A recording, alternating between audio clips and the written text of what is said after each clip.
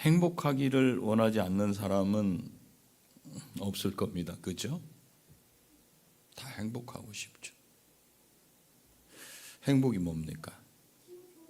기분 좋은 거. 맞아요. 기분 좋은 거. 자기가 바라는 바가 이루어져서 정신적으로 기쁜 상태를 행복하다 이렇게 말한대요. 누구든지 행복을 원해요. 자기가 바라는 바가 이루어지면 아싸 환호성을 지르기를 합니다. 단순하게 바라는 바가 이루어지는 것을 느끼는 순간, 그 순간을 행복이라고 말한답니다. 그러면 여러분은 행복하십니까?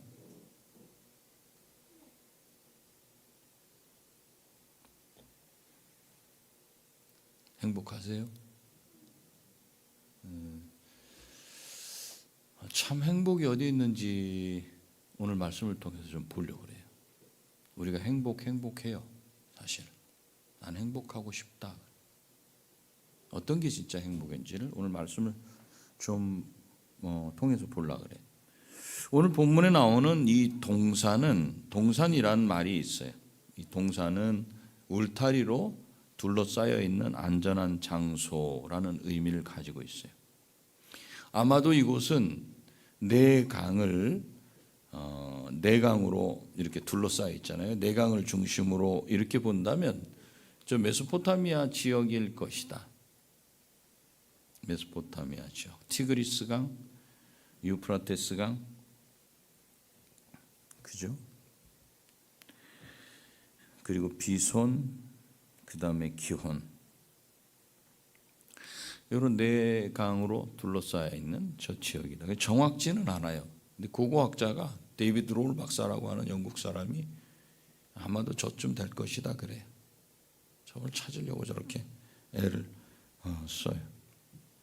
그럼 저기라고 추정을 할 수 있다. 그러나 하나님이 지으신 곳 중에서 한 곳을 울타리를 치고 거기에 사람을 두시고 살게 하셨다는 것만큼은 분명하다는 거예요. 이곳을 나중에 모세를 통해서 기록할 때는 에덴이라고 이렇게 기록했어요. 에덴이라고 기록하고 번역은 파라다이시스, 헬라어로 번역할 때는 파라다이시스, 파라다이스라고 해요. 파라다이스 그러면 뭐라 그러죠? 우리는 어떻게 알고 있죠? 낙원이라는 거예요. 낙원이라고 번역하는데 하나님은 사람을 그 기쁨의 장소인 낙원에 두셨다는 거죠. 그리고 이 낙원을 창설하시고 2장 8절에서 이렇게 말씀하셔요. 창설하시고. 제가 앞에서 설명했던 것처럼 울타리를 치고 동산을 만드셨다는 거예요. 거기를 한정된 어떤 구역으로 창설하신다는 것은 농부가 정원이나 포도원을 만드는 것을 말해요. 농부가 정원을 만들거나 포도원을 만들 때는 어떤 마음으로 만들죠? 이거 만들어 놓고 과일이 열리기만 해봐라. 이거 내가 만들었는데 여기 하여튼 맛있는 열매만 열리기만 해봐. 그냥 어떻게 하는지 봐라. 이런 마음으로 이 농장을, 정원을, 포도원을 만드는 분은 없겠죠. 당연히 좋은 마음으로 만들 거예요. 열매도 잘 맺고 무럭무럭 잘 자라기를 바라는 그런 좋은 마음으로 동산을 만들어요. 그렇다면 이렇게 만드신 장소인 에덴에 사람을 두셨잖아요. 거기에. 왜 거기에 사람을 두셨어요? 오늘 성경은 그걸 말하고 있지 않아요. 말하고 있지 않지만 그곳에 사람을 두신 이유는 여러분 불행하게 하려고 두셨을까요? 행복하게 하려고 두셨을까요? 당연히 행복하겠죠. 그죠?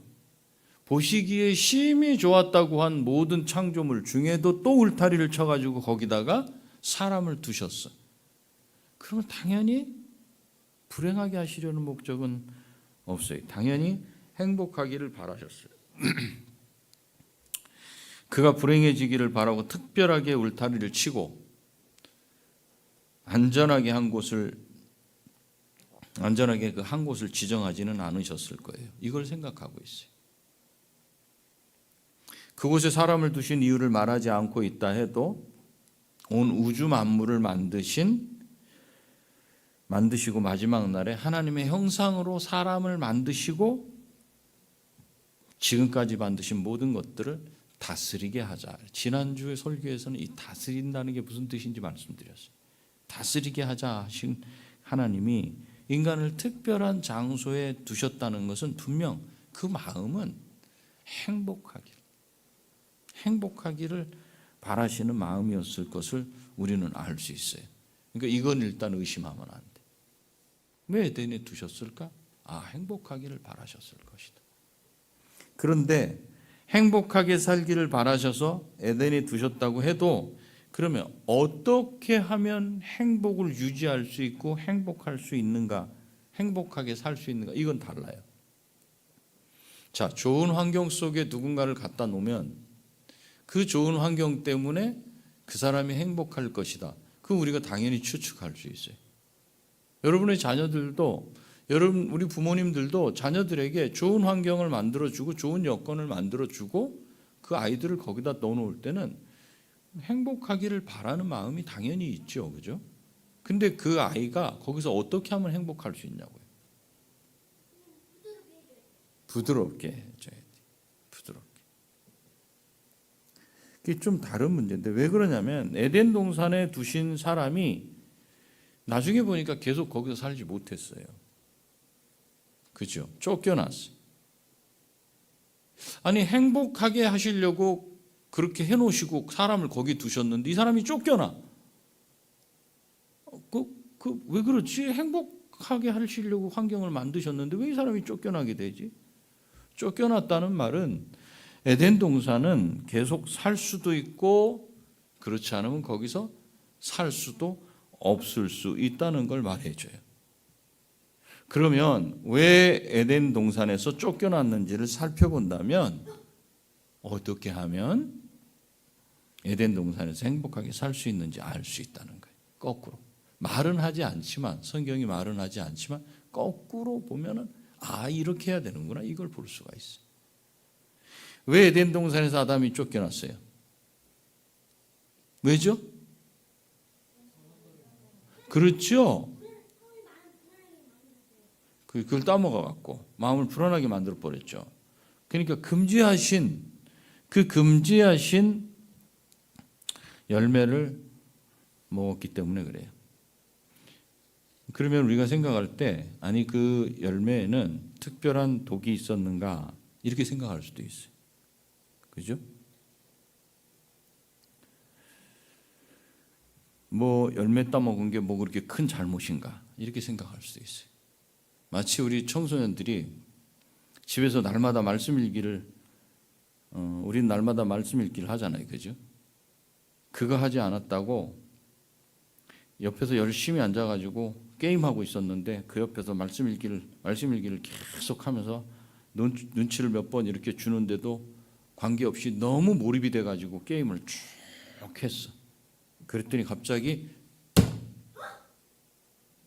깜짝 놀라게 하더니 아버지가 일어나더니 너 이리 좀 와봐라. 너 이번 주에 말씀 일기 한 거 좀 보자. 이렇게 하면서 회초리를 딱 들고 종아리 맞아야 된다. 이렇게 하는 아버지하고 똑같지 않은가 이런 생각을 할 수 있어요. 그 말씀 일기 한 번, 두 번 안 한 게 그렇게 큰 잘못이라고 우리 아버지 왜 저렇게 우리 엄마 왜 저렇게 나오지? 하는 것처럼 하나님께서 따먹지 말라고 하신 열매를 먹은 게 뭐가 그렇게 큰 잘못이지 도대체? 마치 우리 아버지가 날마다 말씀 일기 안 했다고 혼내는 거하고 갑자기 회초리 들려고 하는 거하고 똑같잖아. 이렇게 생각을 할 수도 있어요. 17절 말씀을 보면 이렇게 말씀하고 있어요. 17절에 선악을 알게 하는 나무의 열매는 먹지 말라. 이 말씀을 들으면서 우리 속에 떠오르는 생각이 있어요. 그 열매에 독이 있었냐?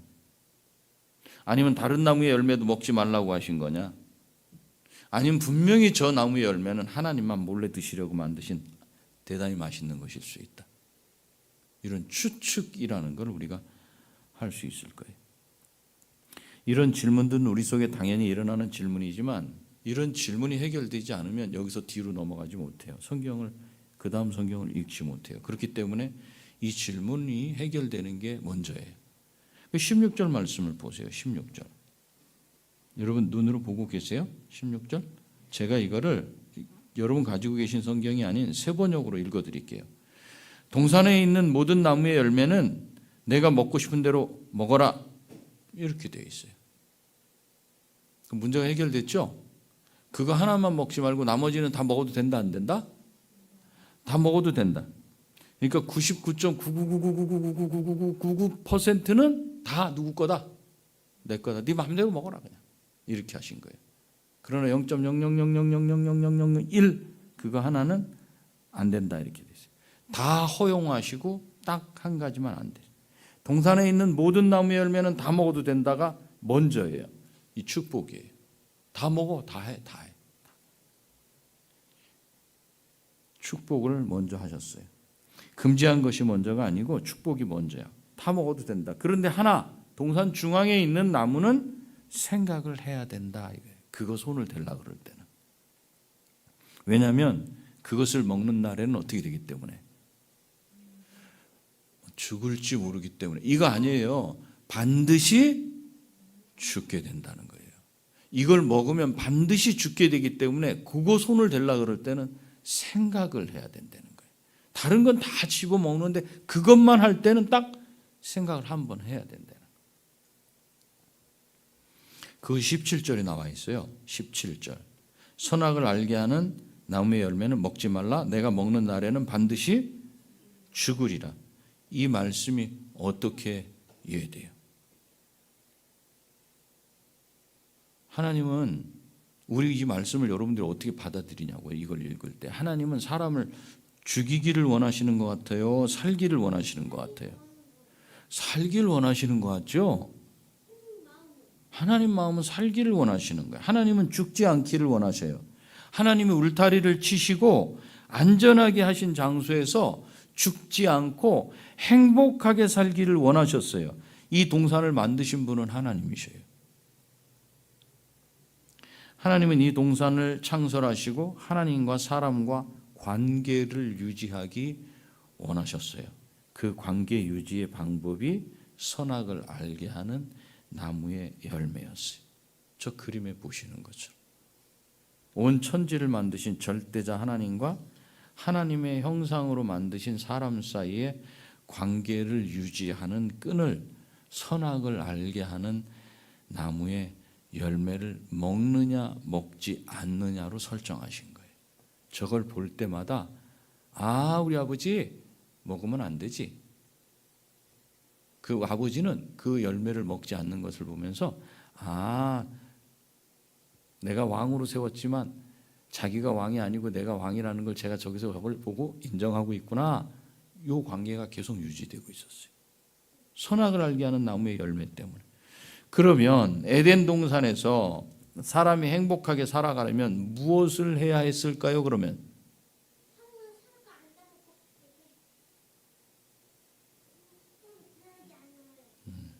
선악과를 먹지 말아야죠. 초등학생이 대답하잖아요. 거기서 뭘 해야 되냐? 선악과 드시면 안 돼요. 중학생 때도 먹으면 안 되는 거예요.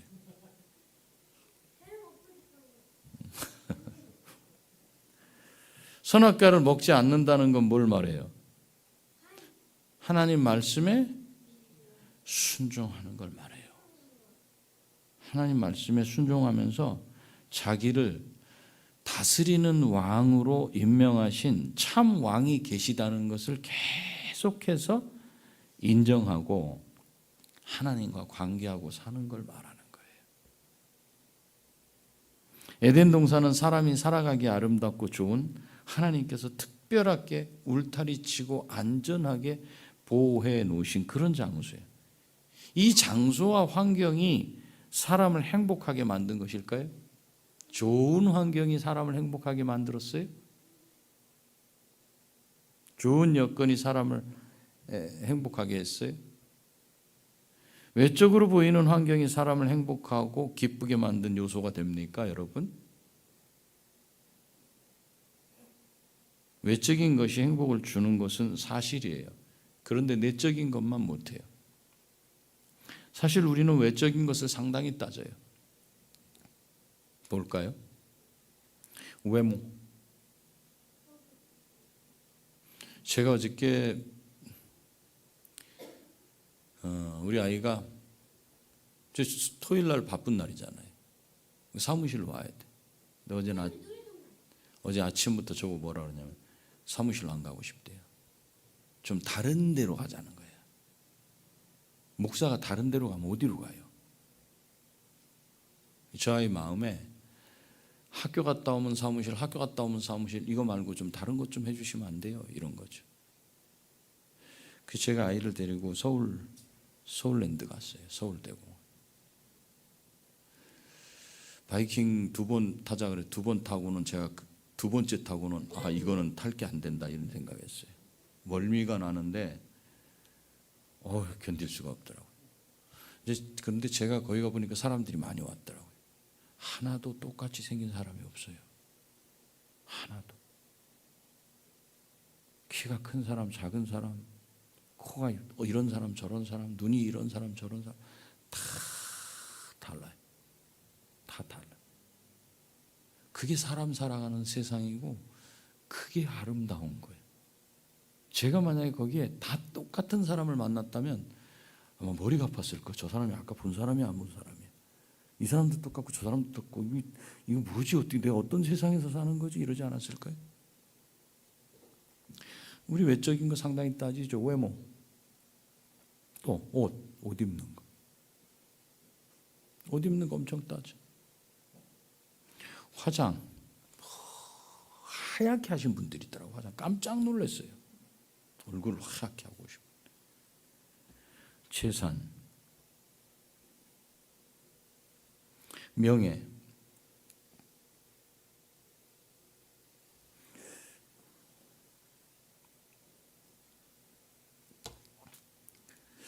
이번에 김모 가수는 음주운전 한 것을 은폐하려고 하다가 그 회사가 지금 파산 지경에 이르렀어요. 음주운전을 하고 그것을 은폐하려고 행한 일들이 알려지게 된 것 때문에 그래요. 뭐가 문제? 그의 마음의 속 문제예요. 속. 그의 마음을 안 그의 팬들은 하루아침에 그에게서 등을 돌려버려요. 무섭습니다, 여러분. 무서워요. 이것은 그의 외적인 부분 때문입니까? 내적인 부분 때문입니까? 내적인 부분이. 그러면 다시 우리 돌아와 볼까요? 아담이 행복한 이유는 외적인 환경에 있었습니까? 에덴 동산 때문에 아담이 행복했어요? 아니라는 거죠. 그럼 뭡니까? 무엇이 아담이 에덴 동산에 살면서 행복할 수 있게 했다는 겁니까? 그건 오늘 본문에서 답을 찾을 수는 없어요. 그렇지만 아담이 선악과를 따먹은 이후의 장면을 보면은 답을 찾을 수가 있어요. 창세기 3장 한번 가보세요. 죄송합니다. 앞에 썼다 안 썼다 그래가지고 여긴 뭐 가까우니까 찾을 수 있을 것 같아서 창세기 3장 8절. 무엇이 아담이 에덴 동산에 살면서 행복할 수 있게 했을까? 환경은 아니었다 이렇게 결론을 내렸어요. 우리가 지금. 그렇다면 뭡니까? 8절 한번 읽어볼까요? 시작. 그들이 그날 바람이 불 때 동산에 거니시는 여호와 하나님의 소리를 듣고 아담과 그의 아내가 여호와 하나님의 낯을 피하여 동산 나무에 숨지라. 여기서 유심히 봐야 될 게 있어요. 선악과를 따먹고 나서 두 사람은 동산에 거니시는 하나님의 소리를 들었어요. 이거 귀로 들은 거예요. 그죠? 누군가 걸으면 발자국 소리가 들려요. 근데 거니시는 누군가의 소리가 그 발자국 소리를 딱 들었을 때 모든 짐승은 조용해. 가만히 있어. 새 소리 내지 마. 기어다니는 거 기지 마. 뱀 가만히 있어야 돼. 곰, 소, 멍멍, 개, 고양이, 들깨, 늑대, 여우 소리 내면 혼날 줄 알아. 가만히 있어. 나만 걸어갈 거야. 이렇게 하셨을까요, 하나님이? 아니에요. 다 그냥 평상시대로 다 움직였어요. 짐승들 움직이고 콧불 쏘 기린 할 것 없이 뭐 다들 움직였어요. 움직이는데 하나님이 거길 걸어가셨다고요. 그러니까 똑같은 상황이에요. 평상시하고 똑같은 상황인데 다른 상황이라면 아담과 하와는 먹지 말라고 한 걸 먹고 난 뒤야. 이게 먹고 난 뒤에 이들이 바람이 싹 부는데 동산에 거니시는 여호와 하나님의 소리를 들었다.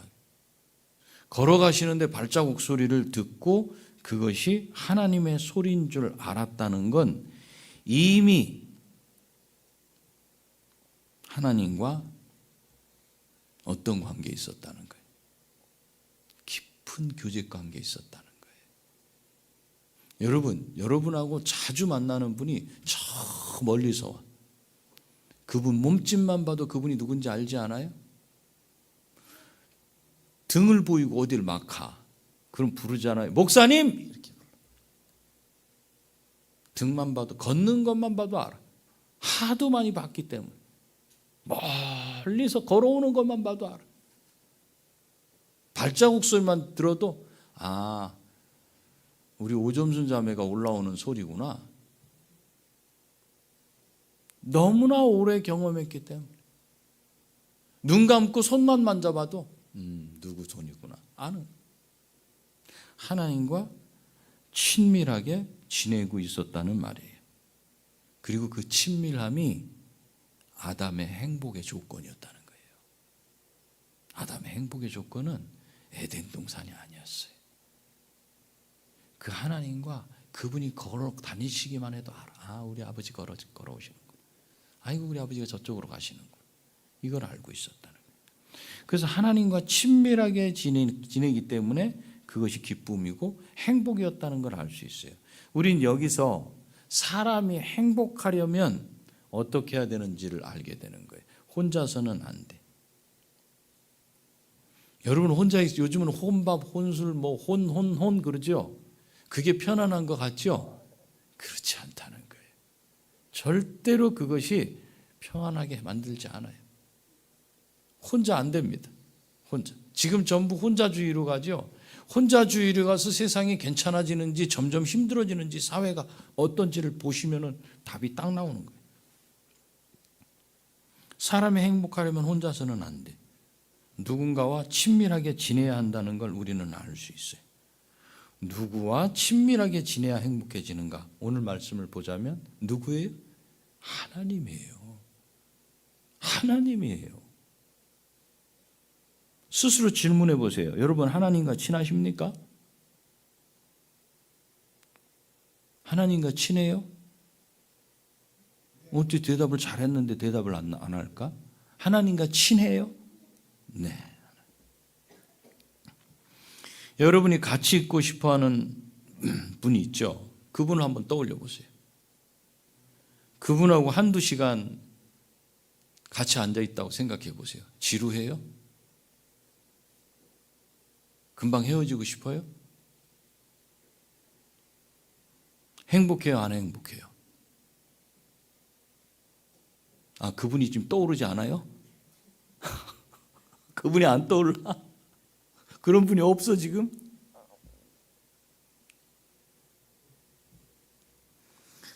행복은 누구와 함께 있는가에 따라 결정돼요. 음식을 좋은 걸 먹으면 행복한가? 아니에요. 나는 그 사람하고 같이 있으면 행복해. 그럼 그 사람하고 여기가 떡볶이 하나 먹어도 그냥 나는 좋아. 시간 가는 줄 몰라. 오래 있고 싶어. 그런데 진수성찬을 차려놨다 해도 그분하고는 좀 같이 오래 있고 싶지 않아. 그러면 행복 안 해요. 거기는 오래 있고 싶지 않은 거예요. 그러면 내가 좋아하는 누군가와 함께만 하면 행복해요? 어떤 사람과 함께만 하면? 또 그렇지도 않아. 하나님은 사람을 지으실 때 하나님의 형상으로 지으셨어요. 그리고 그에게 하도록 하신 게 있어요. 우리가 1장 26절 28절을 지난 시간에 보면서 뭘 하게 하셨죠? 하나님이 다스리게 하셨다 그래서 다스리게 하시는 일을 위해서 지으셨어요. 사람은 분명한 목적이 있는 존재. 그게 뭐예요? 다스림이라 그랬어요. 다스린다는 단어가 뭐라 그랬죠?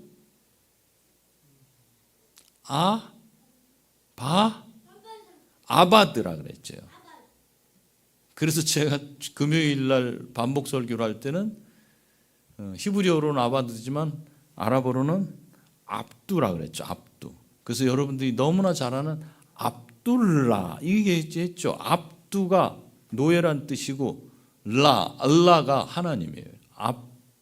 아바드 알라 그걸 붙이면 압둘라라 그러는 거예요. 하나님의 노예라는 거예요.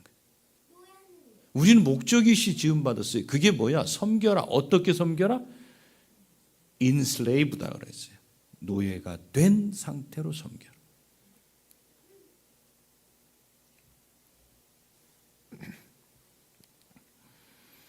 노예가 되었다는 말이에요. 노예가 된 사람, 하나님의 노예. 하나님의 노예라는 건 노예와 servant는 다릅니다. 종은 우리는 좋아하는 건 종 정도는 받아들여. 그래서 성경에는 종이라고 나와요. 근데 원래 번역은 종이라고 하면 안 돼요. 노예라고 번역해야 돼요. 노예예요, 노예. 하나님의 노예. 근데 하나님이 어떤 분이셔요? 우리를 막 일시키고 말 안 들으면 때리고 그런 하나님이셔요? 아니요. 눈동자같이 보호하시는 분이에요. 이렇게 노예로 사신 분이 누구라 그랬어요? 예수님이 이렇게 사셨어요. 하나님, 아버지, 난 이거 십자가 지고 싶지 않은데 어떡하죠? 3번이나. 앉았으면 좋겠어요. 그렇지만 아버지 뜻대로 해주세요. 이게 노예예요. 나는 그렇게 하고 싶지 않지만 아버지 원하시면 아버지 뜻대로 할게요. 이렇게 아버지와 교제하셨어요. 그리고 사람을 그렇게 대하셨어요. 2가지예요. 사람을 그렇게 섬기고 아버지를 그렇게 섬기는 그 노예의 모습. 하나님의 노예. 나를 위해 하나님의 형상으로 지으신 하나님께 절대 순종하는 사람. 그래서 하나님이 지으신 다른 존재인 사람과 자연에 노예처럼 순종하며 섬기는 사람. 때리면 맞아. 누가? 아벨이 그랬다 그랬잖아요. 형이 돌로 쳐. 대판 싸우지 않고 돌에 맞아 그냥 죽더라도 자기는 하나님을 그렇게 예배하는 섬기는 그런 사람으로 끝까지 남았어요. 믿음으로 호소를 했어요. 그래서 2장 15절에는 여호와 하나님이 그 사람을 이끌어 에덴 동산에 두어 그것을 경작하며 지키게 하시고, 여기 경작하다는 단어도 말만 바꿨지 아바도 똑같다 그랬어요. 섬긴다, 노예다, 그리고 지키게 하셨다.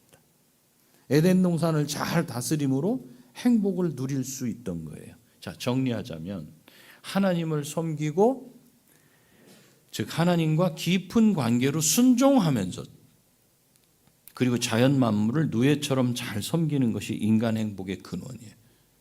여러분 겉으로 보더라도 앞에 하나님을 안 섬긴다고 해요. 그런데 자연 만물에 여러분들 어떻게 했어요?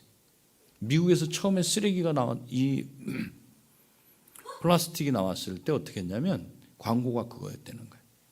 플라스틱 병이 있고, 예전에는 뭘 하면 청소도 해야 되고 그냥 뭐 씻어서 또 놔야 되고 이랬는데 플라스틱이 나오고 난 뒤부터는 어떻게 했냐, 버려버렸다는 거예요. 쓰고 버리세요. 그렇게 해서 지금 지구가 몸살을 앓고 있죠. 이건 자연을 섬기는 거예요, 안 섬기는 거예요? 안 섬겨요. 지금 행복합니까? 처치곤란이에요. 죽을 지경이죠. 자연 만물을 노예처럼 잘 섬기는 것이 인간 행복의 근원이에요. 그런데 어느 날 뱀을 조종한 사탄이 사람을 유혹해. 그 유혹에 사람이 넘어가자 하나님께 순종하는 것을 하지 않게 되고, 금방 찾아온 것이 행복이었을까요? 불행이었을까요? 그때 불행이 찾아온 거예요. 하나님께 순종하지 않은 것을 죄라 그래요. 죄는 바이러스와 같아요. 일단 바이러스가 몸 안에 딱 들어오게 되면 퍼집니다. 그래서 나를 정상적으로 작동하지 못하도록 그렇게 만들어요. 나를 조종해요, 바이러스가. 여러분 감기 바이러스 들어오면 여러분 힘들어요? 힘들죠, 그죠? 머리 연락. 난 좀 오늘 좀 쉬어야 되겠어. 정상적으로 작동이 안 돼. 나를 조종하게 돼요. 특히 사람의 생각이 하나님이 향하는 것을 막아요. 죄가 들어오면요, 하나님을 향하도록 돼 있었던 그 생각을 막게 돼 있어요. 그 결과 사람은 하나님 없이도 행복하게 살 수 있다는 생각을 하게 돼요. 왜요? 그 생각이 사라졌으니까 하나님을 향해야만 제대로 행복할 수 있다는 그게 막혀버리니까 어떻게 해요? 이제 그게 막혔으니 다른 걸 찾아야지. 나 혼자서도 자기 힘으로 살 수 있다는 그런 결정을 하게 돼. 자기 힘으로도 행복하게 살 수 있다고 생각하게 돼요. 그렇게 된 이유가 무엇인가? 자기 안에 들어온 죄라는 바이러스가 나를 감염시켜서 거짓된 지식이 참 지식인 것처럼 둔갑시켜서 그래요. 속고 있어요. 사람이 속고 있어요. 신자들도 다 그거 붙잡고 살아요. 그러니 얼마나 힘들어요. 양쪽을 붙잡으니. 하나님을 향해야 하는 사람의 생각을 막아버렸어. 그래서 하나님이 아닌 다른 것으로 행복을 얻으려고 해요. 여러분이 한번 불러보세요. 무엇으로 행복할 수 있을까? 자, 불러보세요. 명예, 돈, 권세, 아름다움, 미모, 지식, 공부, 직업, 집, 차. 이런 걸 통해서 행복을 추구하려고 하지 않아요? 그런데 잊지 마세요. 아무리 좋은 옷을 입고 좋은 차를 타고 좋은 집에서 살고 좋은 물건을 가지고 있다고 행복합니까? 우리 스스로 질문을 던져봐요. 잠깐 동안이에요. 그것이 하나님이 원하시는 행복이 아니기 때문에 그래요. 하나님은 그런 행복을 우리에게 주시길 원하지 않아요. 그런데 우리 기도하잖아요. 일용할 양식을 주시옵고. 여러분 새 날아다니는 새 중에 아침에 보면 새가 여기 쭈르륵 날아와가지고 먹으려고 뭘 앉아 이렇게. 그 새 중에 제가 얼굴 찡그리고 막 주름이 주룩주룩하고 이렇게 신경 쓰고 있는 신경통 걸려가지고 힘들어하는 새를 본 적이 없어요. 유독 하나님의 형상으로 만든 사람들만 이게 찡그러져. 일용할 양식을 기도하는데 우리가 찡그려지는 이유가 무엇일까요? 일용할 거 말고 다른 걸 구하기 때문에 그래요. 그걸 붙잡으니까. 그래서 우리가 고통 가운데 있을 수밖에 없어요. 목마른 사람이 소금물을 계속 마시면서 갈증을 느끼는 것과 똑같아. 그러면 하나님이 지으신 사람의 진정한 행복은 어디서 와요? 오늘 본문을 보면 답이 나오죠. 그 하나는 하나님과 친밀한 거예요. 우리 스스로 행복한가 행복하지 않은가를 어디서 결정하는가? 내가 하나님과 친밀한가를 보시면 돼요. 죄를 짓고 나서 하나님이 거니시는 발자국 소리를 듣고서 하나님이심을 알았던 것처럼 하나님과 바른 관계로 친밀하게 지낼 때 행복이 있는 거예요. 그리고 자기 뜻대로 욕심대로 사는 것이 아니라 하나님이 자기 형상대로 지으시며 명령하신 대로 아바드의 삶, 노예의 삶. 누구의 노예? 하나님의 노예예요. 하나님의 노예. 나를 평생 행복하기를 원하시고 영원한 생명으로 인도하시는, 나를 위해서 자기 아들을 그냥 버리시기를 주저하지 않으시는 그 아버지의 아바드, 노예로 살아가는 노예의 삶, 섬김의 삶을 살 때 비로소 행복한 삶이 되는 거예요. 그렇다면 신자의 행복은 하나님을 섬기고 다른 사람과 자연을 내 몸처럼 섬길 때 누릴 수 있다는 것을 알 수 있어요. 어떻게 하면 행복해져? 이젠 얘기해 줄 수 있겠죠? 엄마 나 행복해지고 싶어. 그럼 얘기해 줄 수 있겠죠? 여보 나는 좀 행복하고 싶은데 얘기해 줄 수 있겠죠? 옆에 있는 누군가 이웃이 행복하고 싶다면 얘기해 줄 수 있겠죠? 그렇다면 예수님을 믿지 않는 사람이 진정한 행복을 누릴 수 있겠습니까? 그들의 겉으로 드러난 행복한 모습을 참 행복처럼 여러분 착각하지 마시기 바랍니다. 그 속은 죽을 지경이에요. 하나님과 친밀하게 지내고 아바드의 삶을 살지 않으면 진정한 행복은 없습니다. 죄라는 녀석이 행복의 방향을 바꿔놓았기 때문에 그래요. 어떻게? 돈이 주는 즐거움. 그것이 하나님을 찾지 못하게 했어요. 돈과 재물이 주는 즐거움은 중독성이 있어요. 중독성은 만족이 없어요. 중독이란 말에는 만족이 없어요. 만족이 있으면 중독이란 말 하지 않아요. 중독성이 있는 건 만족이 없어요. 한 번 맛보면 그보다 더 달콤한 맛이 아니면 헤어나지 못하게 될 정도로 강력합니다. 하나님과 관계하지 않고 행복은 없습니다. 하나님이 없는 사람은 자신을 위해서만 살아가요. 신자인데 여러분이 그렇다면 돌아서야 돼요. 자신을 위해서만 살아가는 그 사람, 그러면 다스리라는 명령은 수행하지 않은 채 다른 사람은 섬기지 못하고 살아가요. 그러니 혼자가 되는 거예요. 혼자. 그러면 행복은 없습니다. 그래서 오직 예수님을 믿게 된 사람만이 행복을 누릴 수 있어요. 이 말이 심하게 들리지는 않죠. 너무한 거다 이렇게 들리시지는 않죠. 예수님 믿지 않고서는 행복은 찾을 수가 없습니다. 그렇기 때문에 예수님을 믿는 사람은 불신자처럼 살아서는 안 돼요. 그것은 하나님이 내가 행복하기를 바라시는 바가 아니기 때문에 그래요. 하나님이 원하시지 않는데 자꾸 불행을 위해서 찾아가. 끝으로 한번 스스로 질문해 보시기 바랍니다. 나는 예수님을 믿어서 행복한 사람인가? 나는 예수님 말고 다른 것으로부터 행복을 찾고 있지는 않은가? 나는 하나님을 섬기고 다른 사람을 섬기는 것이 행복이라고 생각하지 않는가? 내가 행복해하는 이유가 하나님을 섬기고 순종하기 때문인 것과 다른 사람을 섬기고 사랑하고 자연을 섬기는 것이 아니라면 무엇 때문에 행복한 것인지 생각해 보시면 나의 행복의 이유를 알 수 있을 것입니다. 그것이 하나님 때문이고 다른 사람을 섬김 때문이 아니라면 계속해서 소금물을 먹으면서 갈증을 느끼는 삶을 살고 있다는 사실을 명심하시고 예수 그리스도 안에서 깨닫게 하시는 말씀을 따라서 하나님께서 주시는 행복을 마음 가득히 누리심으로 진정한 행복을 누리시는 여러분이 다 되시기를 축복합니다. 기도하시겠습니다.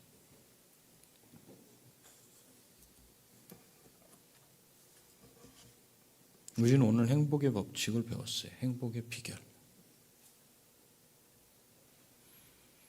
기도하실 때 하나님을 사랑하고 섬기지 않는다면, 하나님과 친밀한 관계가 되어 있지 않고 내가 하나님이 되어 있다면 여기서 돌아서겠다고 기도하고,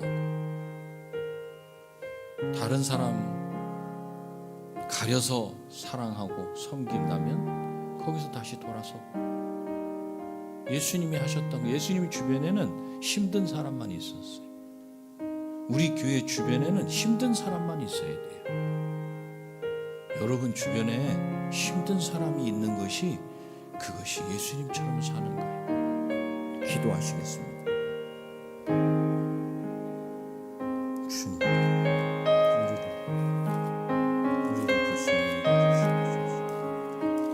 우리 마음을 주장하여 주시옵소서.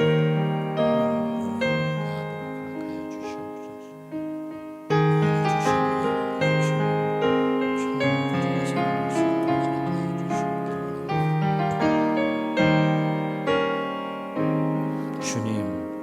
우리에게 행복의 비결을 가르쳐 주셨는데, 신자인 우리가 주님 가르쳐 주시는 그 행복이 아니라 우리 스스로가 찾은 행복을 갈구하고 살아가는지, 그렇게 사는 건 아닌지 우리가 돌아봤습니다. 우리에게 귀한 은혜 주셔서 감사합니다. 하나님을 사랑하게 하시고 하나님의 노예로, 다른 사람을 노예처럼 예수님처럼 섬길 수 있는, 그리고 자연을 섬길 수 있는 그 삶을 통해 행복을 누리도록 은혜 베풀어 주옵소서. 예수님의 귀하신 이름으로 기도합니다. 아멘.